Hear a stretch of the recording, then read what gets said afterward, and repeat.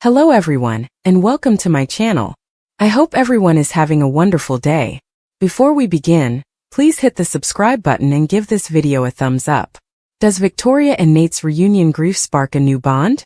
Victoria Newman and Nate Hastings are both grieving on the young and the restless, and it appears that they may be reunited soon. Nate and Victoria's last relationship was a complete disaster, because Nate was already in a committed relationship when they began dating. He was with Elena Dawson and then cheated on her with Victoria, who was incredibly hot and pursued him. Elena flew to Los Angeles, confronted Victoria, and dumped Nate as a result of Audra Charles leaking information to her. Then Victoria began dating Nate seriously, and they had a true relationship, although one that was not very functional. Young and the restless, Victoria and Nate's complicated past. They got off to a bad start because he cheated on Elena, who is nice. Victoria was flirting with someone who worked for her, which was questionable and inappropriate. Victor Newman's overbearing presence in Victoria's life contributed to Nate and Victoria's breakup. Clearly, the Newmans are a significant impediment to any relationship Victoria initiates, particularly with Victor. However, I believe Victoria is done allowing her father to have a say in her love life. She ordered him to push it over Cole Howard and stuck to her guns.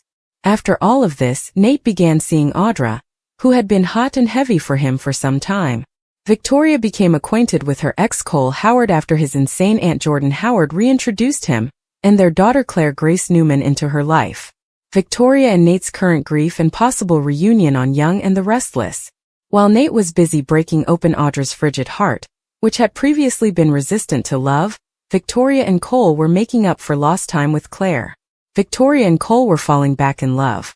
However, things are changing for both Victoria and Nate. Cole recently died from Legionnaire's illness. He did not respond to treatment and lost the battle. Naturally, Victoria is weeping and attempting to console Claire as well. One of the earliest indicators of a prospective Nate and Victoria reunion occurred when Cole was ill and Nate was very supportive of Victoria and attempting to help. When Cole died, Nate went over immediately to support Victoria in her time of grief. Nate was there for Victoria while her family was gone in France. The Young and the Restless. Victoria consoles Nate. This week, it's Nate's turn to grieve and seek solace from Victoria after Lily Winters informs him that Damien Kane was killed in France.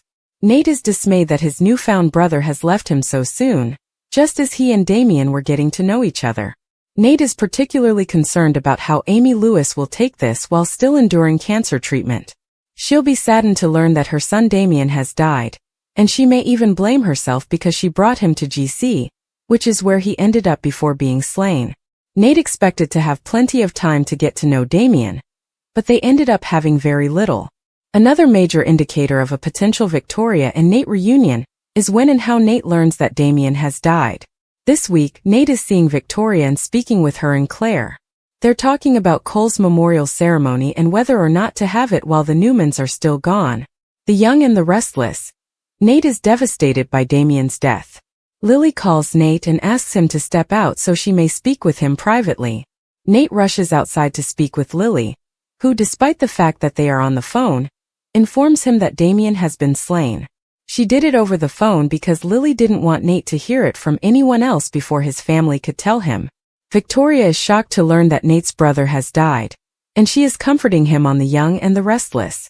Victoria and Nate are grieving these two losses simultaneously, and they are doing it together because they are true friends. They are true sources of comfort to one another.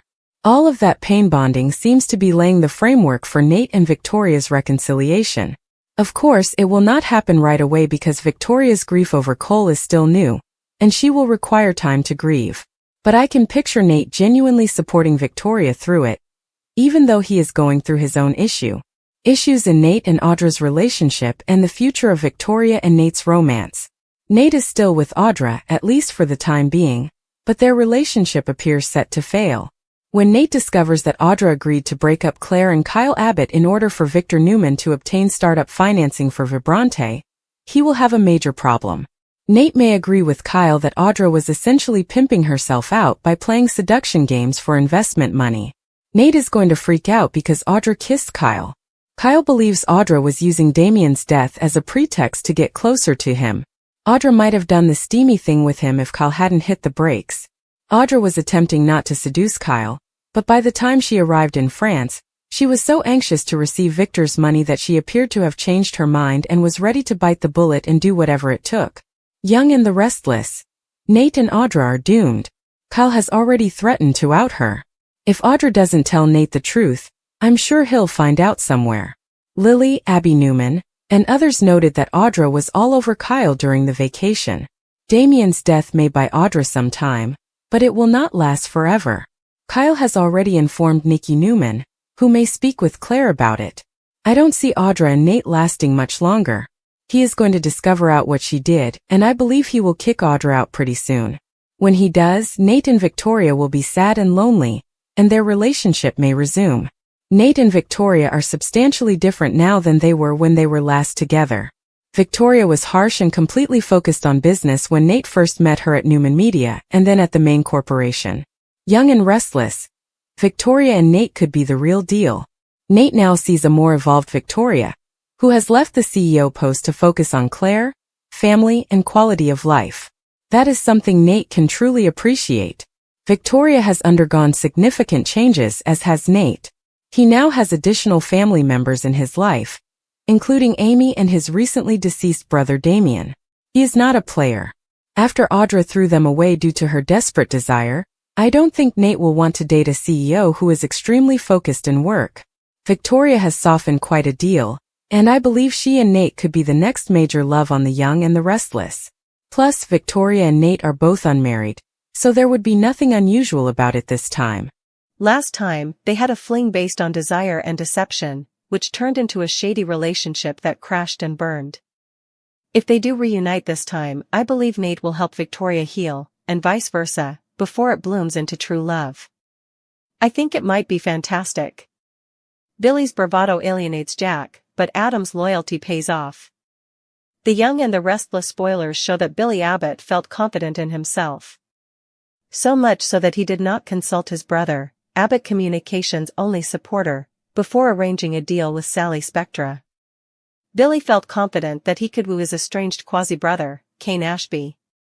Cain, posing as Aristotle Dumas, approached Billy with an offer to regain control of Chancellor. However, the dramatic events that occurred on Cain's estate in the south of France appear to have derailed Billy's latest gamble. 3 deaths rocked YNR, 2 of which affected multiple characters. Aristotle Dumas was a mirage. This summer, Billy spoke with a man he believed to be Aristotle.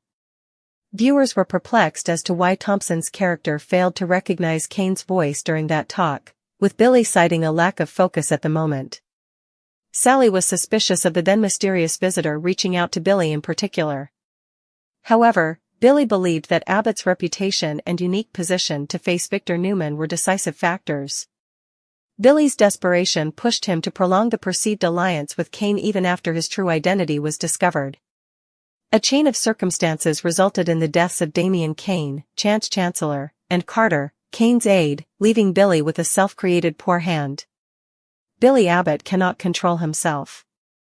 Jack Abbott's faith in his brother was heartfelt. Billy was truly grateful when Jack agreed to fund the fledgling Abbott Communications, but his thoughts later wandered. Billy was particularly advised not to fight Victor, and he swore to put that old resentment behind him.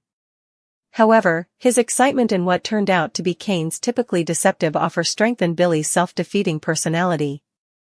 Thompson's character perceives himself as the destined man from Genoa City, Wisconsin. That self-pity is something Jack has helped him combat for years, with no results or apparent progress. In contrast, Adam Newman does well. Chelsea Lawson ran into Cain as he flew to GC to meet with Holden Novak. That fueled her and Adam Newman's belief that Colin Atkinson or Cain was Aristotle. Their deduction prompted Adam to travel to France and spend hours hiking up the mountain to Cain's estate. He found the rail car and met Victor, Nikki, and Nick Newman. The contrast between Billy lowering himself and betraying his brother and Adam conveying the message of Cain's visit to GC could not be more pronounced. Thompson and Grossman's characters have essentially changed egos throughout this summer stunner narrative, with more ramifications to come when everyone goes home. Victoria Newman and Nate Hastings' lives have been forever altered by back-to-back heartbreaks, and as the storm clouds of grief gather over Genoa city, the stage feels set for a bittersweet reunion between the two, a pairing that once burned hot and imploded in betrayal, but now simmers with the slow-building warmth of mutual comfort, shared pain, and a chance for redemption. And while the last time they were together was messy, scandalous, and fraught with complications, Nate cheating on the sweet, steadfast Elena Dawson while Victoria unapologetically pursued him despite knowing the fallout it would cause, this time is different because neither is entangled with anyone in a meaningful way, and their bond, unlike before, isn't rooted in lust or rebellion but in the universal language of loss, which brings people together in ways they can't anticipate. A theme that has echoed across countless young and the restless arcs but rarely with the organic potential we see here. When Nate was first drawn into Victoria's orbit, she was the driven Newman executive, ruthless and calculating, a woman who saw in Nate not just a romantic partner but an ally in corporate warfare, someone she could lean on both in the boardroom and the bedroom. But their dynamic was never quite built to last, not only because their foundation was fractured by infidelity but because Victor Newman loomed large over every aspect of Victoria's life, pulling strings and exerting influence even when it came to her personal relationships, smothering any chance for autonomy. Yet time has softened Victoria's edges. She's stepped away from the relentless grind of Newman Enterprises, choosing instead to center her life around Claire Grace Newman, the daughter she nearly lost to Jordan Howard's twisted games, and to prioritize healing after Cole Howard's tragic death from Legionnaire's disease, a devastating blow that left Victoria hollow and aching, forced to be strong for Claire while privately shouldering a torrent of grief. And in the middle of this darkness, Nate emerges, no longer the ambitious opportunist clawing his way up Newman's ladder, but a man equally shattered, reeling from Lily Winter's gut-wrenching phone call that Damien Kane, the half-brother he only just discovered, was murdered in France, ending a bond before it truly began, and the weight of that call delivered as Nate stands outside Victoria's home, moments after talking with her and Claire about Cole's memorial service, becomes a pivot point not just for Nate's emotional state but for whatever lies ahead between these two kindred spirits, as Victoria, still raw from losing Cole, instinctively wraps Nate in solace, the kind only someone equally engulfed in sorrow can give, and the intimacy of that moment, two people tethered by parallel tragedies, feels like the early tremor of something deeper taking root, a relationship that could finally transcend the superficial pitfalls of their past and evolve into something genuine. Still, the path forward is far from free of obstacles, because Nate is technically still tied to Audra Charles, though that relationship is a ticking time bomb, its eventual implosion all but guaranteed now that Audra's morally dubious deal with Victor Newman offering to manipulate Kyle Abbott, possibly even seduce him, to secure startup capital for Vibrante is on the verge of coming to light,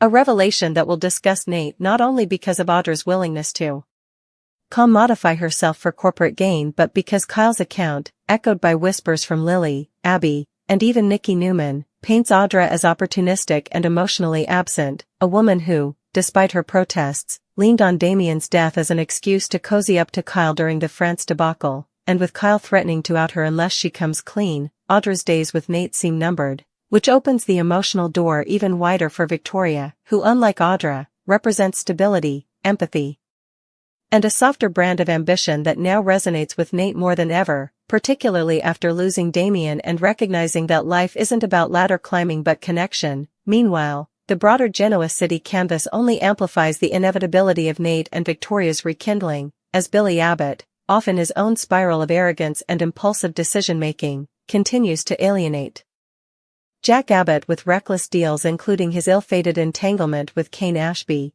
who masqueraded as Aristotle Dumas in a bid to regain control of Chancellor, a scheme that detonated in France with the deaths of Damien, Chancellor, and Kane's assistant Carter, leaving Billy looking every bit the self-destructive wildcard, while Adam Newman, of all people, rises as a stabilizing force by delivering crucial intel about Kane's dealings to the Newmans, the kind of role reversal that underscores how much the Genoa city power dynamics are shifting. But through all this upheaval, it's Victoria and Nate's parallel arcs that feel most compelling, two individuals who have been humbled, stripped of their old armor, and left searching for something or someone to make the pain bearable. And while Victoria's grief over Cole will understandably slow the timeline of any romantic progression, Nate's unwavering support during her darkest hours, coupled with her reciprocal presence as he mourns Damien, sets the stage for a romance that doesn't need the adrenaline rush of scandal to thrive. Instead, their second chance could blossom organically, rooted in mutual respect, shared healing,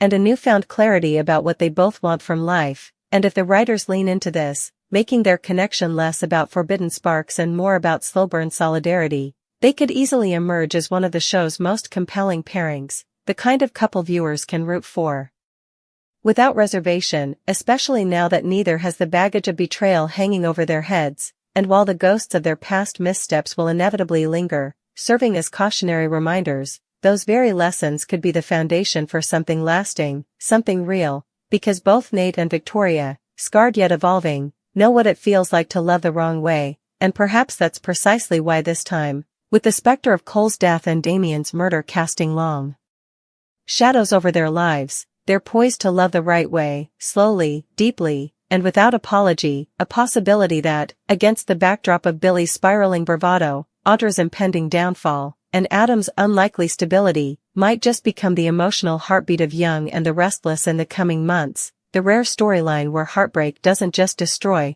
it rebuilds, reshapes, and, for Victoria and Nate, maybe even redeems.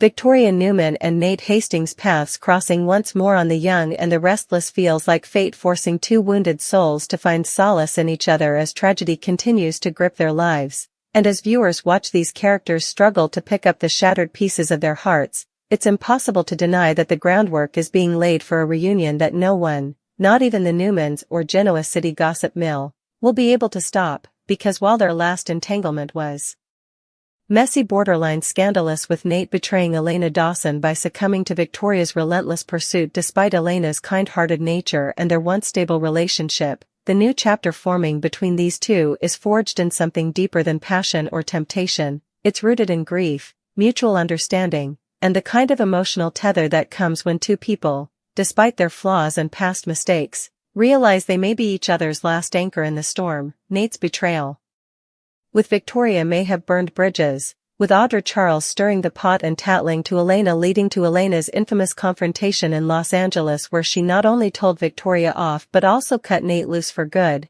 But from those ashes rose a romance that, while genuine, was never truly allowed to breathe because the weight of Victor Newman's iron fist in his daughter's personal life crushed much of its potential, his heavy-handed interference ensuring that Victoria would always feel as though she was choosing between love and loyalty to her family dynasty. Yet Victoria, ever the resilient Newman, has reached a point in her life where she's no longer willing to let her father dictate the course of her heart, as evidenced by the way she defiantly stood by Cole Howard despite Victor's protestations, digging her heels in as Jordan Howard's chaos forced Cole and their daughter Claire Grace back into her orbit, rekindling old embers between them until tragedy struck once again. Cole's sudden and devastating death from Legionnaire's disease, after a brutal fight that no treatment could overcome, left Victoria reeling, not just as a partner rediscovering lost love but as a mother trying desperately to keep Claire from crumbling under the weight of losing the father she was only beginning to truly know. And in those bleak hours, when her family was scattered across France embroiled in their own crises, it was Nate, not Nick, not Adam, not even Victor who appeared like a steady hand in the storm, stepping in quietly but decisively to offer Victoria comfort, his presence a stark reminder that even when their romantic connection fractured, their bond as confidants never truly vanished. And now, as fate would have it, the cycle of grief continues to spin, pulling Nate into the same darkness Victoria inhabits, because while he's been tentatively building something complicated yet passionate with Audra Charles, a woman whose defenses he's only recently begun to chip away at, the rug is ripped out from under him when Lily Winters delivers the earth-shattering news that Damien Kane, Nate's newfound brother he barely had time to know, has been murdered in France, a brutal and senseless end to a relationship that had only just begun to blossom, leaving Nate staggered, angry, and hollow. And while the news reaches him via Lily's careful, considerate phone call ensuring family, not the media or rumor, delivered the blow, it's Victoria who physically catches him as his knees nearly buckle under the weight of another loss, her arms instinctively circling him even as her own heart is still raw and bleeding from Cole's death, creating a shared space where their grief intertwines, two people navigating a landscape of sorrow together, each recognizing in the other's tear-filled eyes a reflection of their own pain.